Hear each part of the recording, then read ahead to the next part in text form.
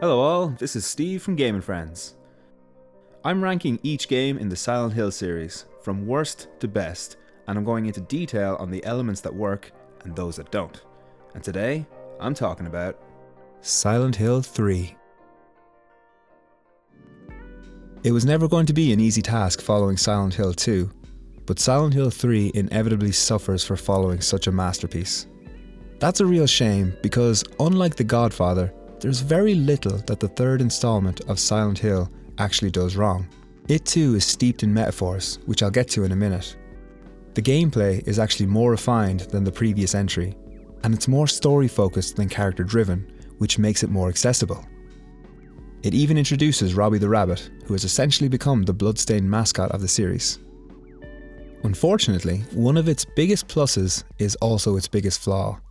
It's too goddamn samey. It's plagued with a been there, done that sort of feeling, which often eclipses the fact that everything it does pretty well. If you look at some of the later entries in the series, they make you wish you could go back to being there and doing that, and hindsight has only made me appreciate this game that much more. If you were to take Silent Hill 3 on its own merits as an isolated game, it comes very close to masterful. Everything it does very well. But if you start playing it immediately after playing Silent Hill 2, like I did, you might feel a little underwhelmed. Bear in mind, there was only a year and a half between both entries, and context is important here. While Team Silent largely played it safe with this entry, they did introduce a handful of cool elements that are worth taking into consideration. What was very interesting at the time, but is barely a footnote now, is the fact that the game doesn't actually begin in Silent Hill. The story suggests that the town is reaching out to the protagonist Heather, giving Silent Hill itself some agency and suggesting that it might even be sentient. This is a very organic progression from Silent Hill 2, which introduced the idea of the town adapting to the fears of its occupants. Reaching out to other towns is a subtle enough way to suggest Silent Hill is getting stronger and more dangerous. It follows typical sequel rules, i.e. bigger and better, but without cheapening the experience. Importantly, it didn't devolve into more action-heavy set pieces like some other horror franchises. At least, not yet. As a town, Silent Hill progresses in a way I really like, but I'm not sure how I feel about the narrative. The story of Silent Hill 3 is often overlooked because it is very sequel-y. The first game wraps up very nicely and didn't necessarily need to be revisited. This is the only direct sequel in the entire franchise. In films, there is a certain stigma regarding sequels in that they lack originality. They tend to reuse narrative resources and force the protagonist to take a journey that has already been taken previously. Silent Hill is very story focused and narrative driven, so I feel this stigma applies here as well. One way in which Silent Hill 3 sidesteps this problem is by letting you play as a different character from the first game. It is also worth remembering that, on its release, most people didn't know this was a direct sequel. That was supposed to be the big twist, and if it had been successful, I think it would have played out a bit like Metal Gear Solid 2's Pull of the Rug. In that game, it's revealed that Raiden is the main character instead of Solid Snake. I can't say if this little experiment was successful for any individual player. Most people I know, myself included, had the twist ruined for them somehow before playing the game. I think that's why Silent Hill 3 seems less impressive than it should have been. It's relatively common knowledge at this stage that it is a direct sequel, and that detracts a little from it. It's somewhat comparable to how people reacted to watching Star Wars The Empire Strikes Back when it was first released, and how people reacted to watching it years later, when the ending has been spoiled by almost every medium you can think of. Who'd have thought Darth Vader was Luke Skywalker's father? Aw, thank you, Mr. Blow the Picture for me. The big reveal in Silent Hill 3 is that Heather is actually Cheryl from Silent Hill 1. Harry renamed her Heather to keep her hidden from the Order of Silent Hill. Even if it hadn't been spoiled, I wouldn't have found this nearly as shocking as the twist in Silent Hill 2, and that in turn damages it a little bit. it probably would have been better to keep away from twists altogether after the previous game's ending. But instead, players will inevitably compare the two, and that's a fight I think Silent Hill 3 just can't win. A major flaw is the fact that the twist doesn't actually horrify in the way that James Sunderland's Bedside Manor did. Instead, it's just a thing we didn't know, so it's less effective in a game that deals primarily with horror. To its credit, I have to admit that it is executed very well. I'm glad we discovered this information at the halfway point instead of the final moments of the game, and that additional information is drip-fed to us in the final act. Simply ending on the twist would have felt far too melodramatic and forced. The fact that Harry, a character we spend a lot of time playing as in the first game, is also killed off, adds a layer of meta-horror. Mechanically, Silent Hill 3 doesn't really do anything radical, and I really appreciate that. It refines some little details because the formula wasn't really broken. At this early stage, the series could afford to refine rather than redefine. One small inclusion that I really like is the introduction of the body armor item. The body armor slows Heather down so she can't run as fast, but it also allows her to take more damage. This is a great way to give yourself just a little bit of help if you're struggling during monster encounters, but it comes at a price. Your slow movement doesn't really affect combat, just exploration. So the price is that it just takes you a little longer to get from A to B. It's not as shameful as simply switching to easy mode, which a lot of players are very reluctant to do, but it still gives you a crutch to lean on to make the game more manageable, and I think they handled it very well. You can get a number of other costume changes in the game also, but with the exception of one particular costume, I don't think any of them really add anything to the experience. Unless you're the kind of person who enjoys survival horror and dress up in equal measure.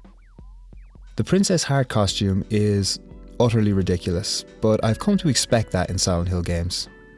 I think it's a major part of the series' identity. In most of the installments, the wackier elements of the game need to be unlocked with a second playthrough.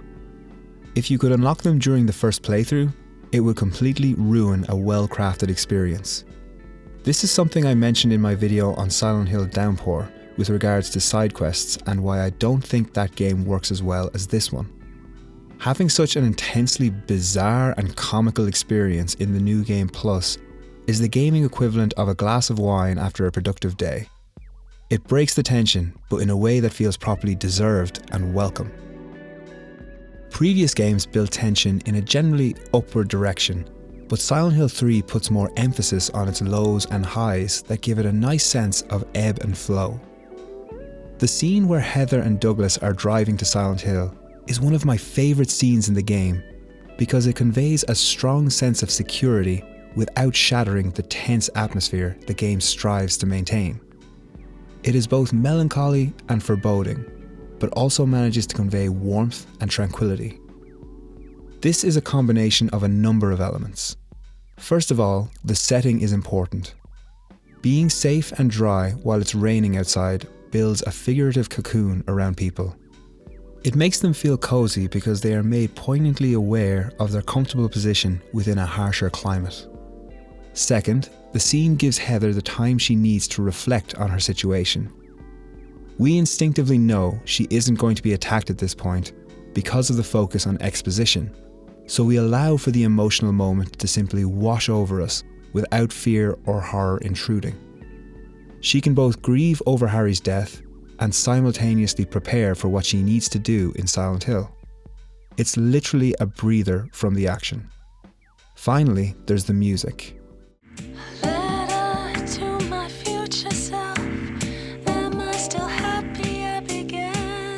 While hardly upbeat, it reflects the tone the scene is going for.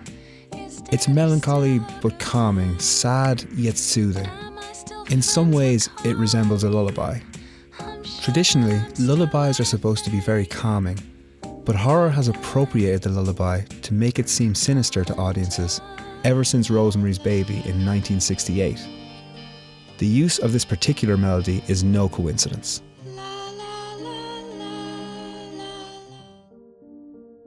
One of the high points of the game is the way it weaves symbolism expertly through its world and events. The central conceit this time around is that Heather is supposed to birth a god, so fears of pregnancy and rape are represented all the way throughout the game. Much of it is subtle, and if you were to look online, you'd find a lot less speculation has gone in here than in Silent Hill 2, which has a similar level of subtlety. But the evidence is still there, if you're willing to look for it. For example, the split worm is the very first boss you face, and is a giant, phallic, ferocious worm that attacks by pulling back its protective skin, poking its head through tunnels, and biting at you. So yeah, sit on that for a while. An argument could also be made that it represents the vagina dentata as well. Even mentioning that makes me uncomfortable, so let's just agree that it's there and move on. There are lots of hints towards Heather's fear of sex, rape, and pregnancy throughout the game, and I always find this most interesting when in the form of enemies. Monsters? Ah, they look like monsters to you?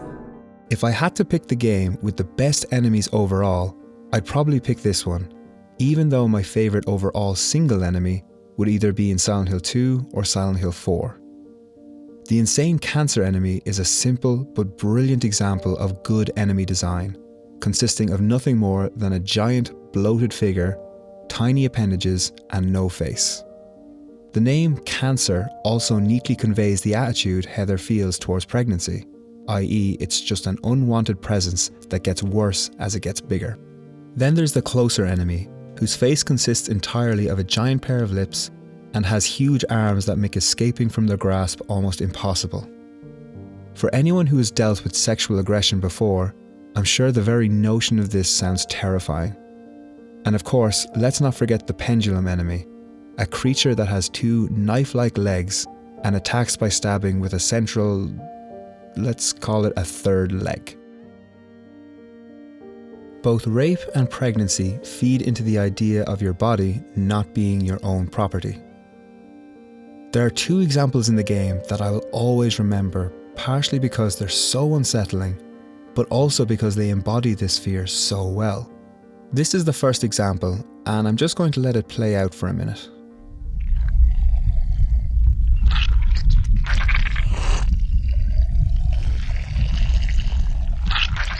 You'll notice that the reflection of the room doesn't get covered in blood. Conversely, the only thing covered in blood in the mirror is your own reflection. In the minutes leading up to that, it's pretty natural to panic a little and be searching for a way out or something to do. Being covered in blood is generally considered a pretty bad thing in Silent Hill. Your panicked movements make it all the more effective when your reflection suddenly stops moving. This can be read a couple of ways, but here's my take on it. I feel as though this entire sequence is an abstract representation of a rape scene. Heather's reflection is covered in blood, and so too is the entire room you're standing in. That sets up a visual link between the two. So, let's say the reflection represents Heather herself and how the world sees her. The real room is a representation of Heather's emotional state, because the player is free moving, just as emotions are free flowing. Mirror Heather is powerless and unmoving, despite everything you do. Real Heather is panicked and crazed with fear, essentially lashing out mindlessly. She is trying to escape this all-encompassing threat, but it's all in vain. This next part of the theory is a little bit of a stretch because it depends on player action, but bear with me because I think it holds up well and informs the game's themes. Once the player realises that the blood that's covering Heather and the room isn't actually hurting them, once they realise that this is something they have to endure while it plays out, they tend to settle down a bit. What's the point in struggling when there is clearly no escape? At this point, the blood on the walls become more flesh-coloured, and to my mind represent the inside of a womb. Despite the bloodied and battered mirror Heather, the violence is over and now real Heather is facing the calmer, but undoubtedly still sinister aftermath. At this point, finally, the player can leave the room. They can move on, difficult though that may be. It should be noted though, you can continue to dwell on what's happened in this room, but that results in Heather's death. To my mind, this evokes the process of either abortion or suicide. This is just my interpretation of what is happening here though, so it's completely open to debate. I think if someone told me that theory is total bullshit, they would be completely entitled to do so. Provided they make a full video with high production values outlining their thought processes, of course. The other example we see that expresses the fear of not being in control of your own body is simpler to explain, but no less depressing. It takes place in the warehouse. Like a true nightmare factory, the warehouse is filled with creepy lady mannequins. When you contextualize this within the game, it has an even more sinister subtext than that situation normally would. Every mannequin is female and pretty naked. Silent Hill has a charming habit of making things suddenly come to life, which makes this room pretty nerve-wracking all on its own. With that thought in mind, however, it also emphasizes a certain sense of helplessness on the part of the mannequins. Touching the mannequins isn't an option, but their stillness and humanized appearance will almost immediately encourage players to try and do so, to prompt a reaction or discovery. Couple that with a player's knowledge that they might be alive, the uncertainty over whether or not they are actually conscious, that paints a very sinister picture for these helpless female figures that you are free to touch or examine. When reflected on, it feels like you're invading their personal space, and there's nothing they can do about it. For me, even though it doesn't take it to that level, it rather uncomfortably calls this scene from Kill Bill to mind. One mannequin in particular stands out because it's in the center of the room and obviously framed. You can examine it all you like, but you won't get much information out of it. If you walk away from the mannequin and towards the window, you hear a loud scream of someone falling or jumping outside the building to their death. And when you turn back to the mannequin, its head has been cut off. To put it another way, its throat has been cut. Is it a coincidence that this occurs in this particular room? I don't think so. It's unfortunate that Silent Hill 3 isn't revolutionary in the context of the series, because it certainly would be in isolation.